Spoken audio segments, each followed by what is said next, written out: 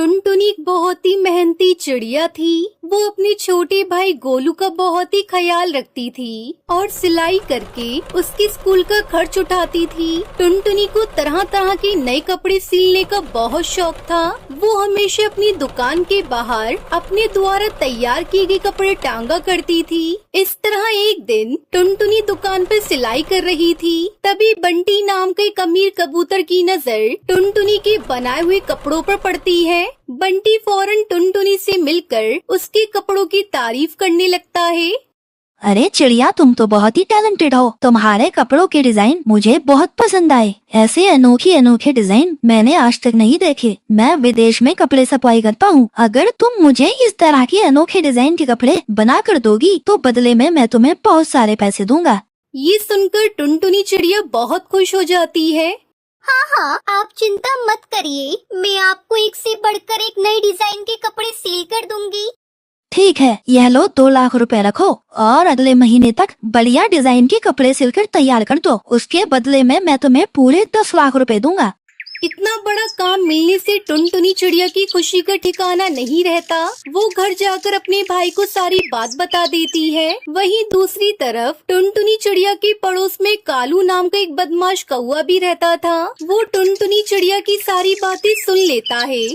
अच्छा, तो अगले महीने इस टुनटुनी चिड़िया को 10 लाख रुपए मिलने वाले हैं। अब तो मुझे टुनटुनी पर नजर रखनी होगी और जैसे ही इसे पैसे मिलेंगे मैं इसके सारे पैसे छीन लूंगा।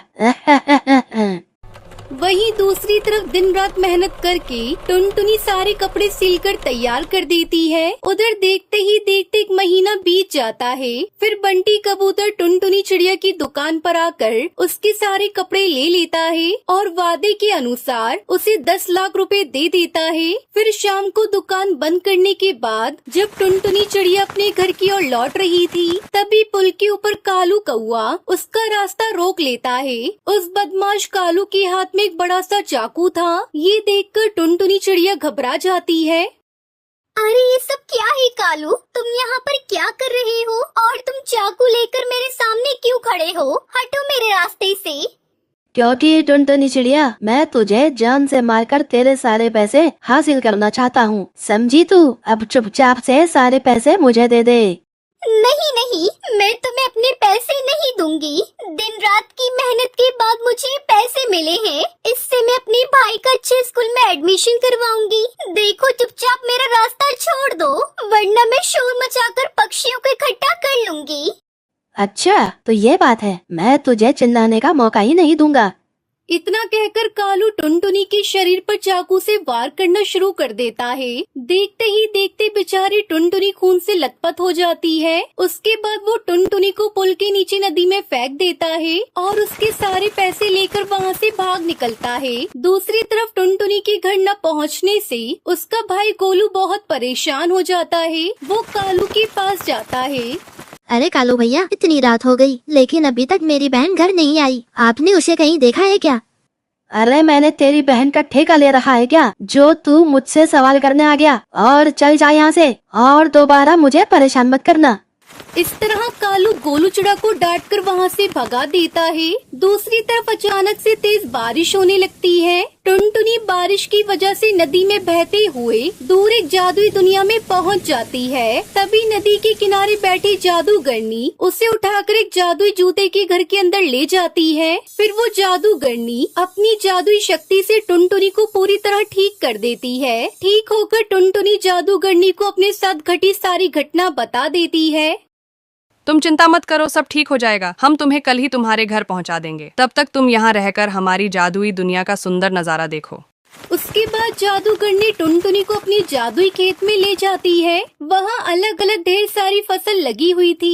फिर जादूगरनी खेत से बहुत सारे संतरे जमा कर लेती है।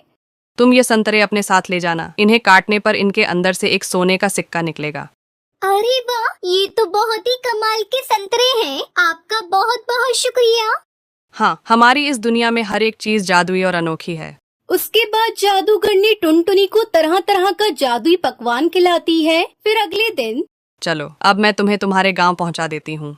फिर वो जादूगरनी अपनी जादुई छड़ी को गोल गोल घुमाती है और अगले ही पल वो जादुई जूतों का घर हवा में उड़ने लगता है। फिर थोड़ी ही देर में जूते का घर टुनटुनी के घर के सामने पहुंच जाता है। टुनटुनी को देख गोलू बहुत खुश होता है और दौड़कर अपनी बहन के गले लग जाता है। लेकिन दूसरी तरफ टुनटुनी को देखते ही कालू कौवे की सिट्टी बिट्टी गुल हो जाती है। अरे ये सब क्या है? आखिर ये टुनटुनी जिंदा कैसे बच गई? इससे पहले कि ये मुझे देखे, मुझे यहाँ से भाग जाना चाहिए। इतना कहकर कालू वहाँ से भागने लगता है, लेकिन तभी टुनटुनी उसे देख लेती है। वो देखो जादूगरनी, वो वही कालू कौआ है जिसने मुझे जान से मारने की कोशिश की थी। उसके बाद जादूगरनी अपनी जादुई छड़ी गोल गोल घुमाने लगती है और अगले ही पल जादुई जूतों के घर के अंदर से ढेर सारे जूते निकलकर कालू कौवे के ऊपर गिरने लगते हैं। अरे मर गया रे, मेरी कमर टूट गई। अरे फिर वो सभी जूते आग के गोले में बदल जाते हैं और कालू कौवे के शरीर को जलाने लगते हैं। अरे मर गया रे, कोई बचाओ मुझे, कोई मेरी मदद करो। उसके बाद कालू कौवा अपनी जान बचाने के लिए पास के कुएं में कूद जाता है, लेकिन उसे तैरना नहीं आता था। वो कुएं में डूबकर मर जाता है। इस तरह उसे उसके बुरे कर्मों की सजा मिल जाती है। उधर जादूगरनी के दिए गए जादुई जूतों के घर के अंदर से टुनटुनी को ढेर सारे सोने के सिक्के मिलते हैं। उन्हें बेचकर वो अमीर बन जाती है। इस तरह सब कुछ ठीक हो जाता है और टुनटुनी अपने भाई गोलू के साथ जादुई जूतों के घर के अंदर हंसी खुशी अपना जीवन जीने लगती है।